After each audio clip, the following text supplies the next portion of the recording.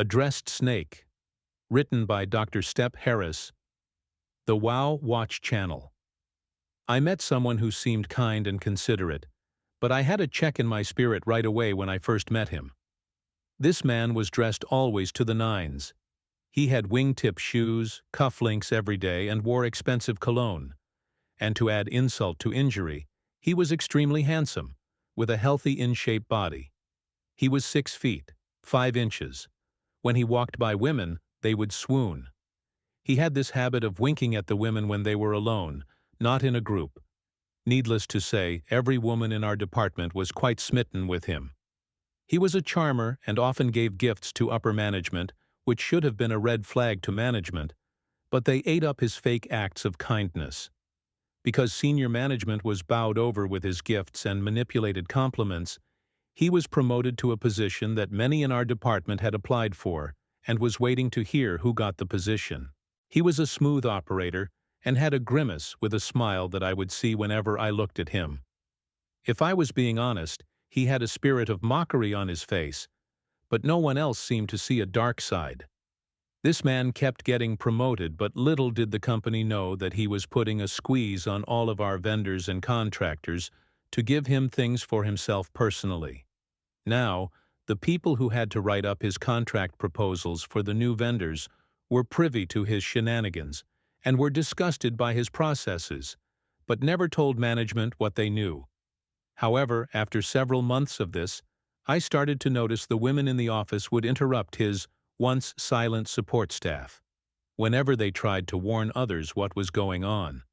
His immediate admin support staff started seeing him as a dark character and would avoid him in the office as much as they could. The women in upper management, whose eyes were glazed over by his good-looking, gift-giving charm, only saw him as the big athletic man on campus. Their Superman, if you will. But what they couldn't see was that his red cape was now black, tattered, torn, and couldn't fly. One of his support staff saw him as a star and wanted to be like him, and trained by him to better deal with the company vendors. Sadly, this young man liked everything about him. He had been bitten by his one-up-'em tactics. One day, a very disgruntled vendor came bursting into our lobby making a big scene. She was almost screaming at the top of her lungs about what the smooth operator had done to her.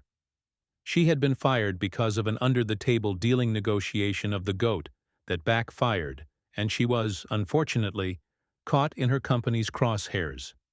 Red Flag also often seen in the company cafeteria when he would walk in, grab a tray, and literally skip all of the other workers already standing in line. He used people only to get what he wanted, but quickly discarded them when he no longer needed them, like he was changing his shoes.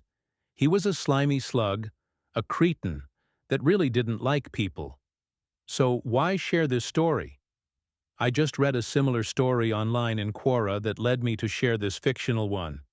Sometimes you meet people that may be lifelong friends, even at work.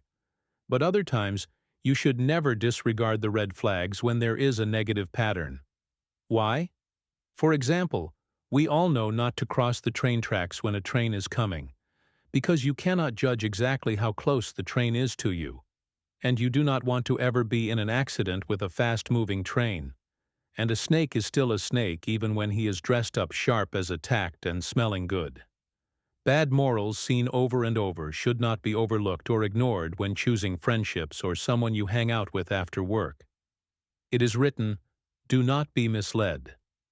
Bad company corrupts good character." 1 Corinthians 15:33, New International Version.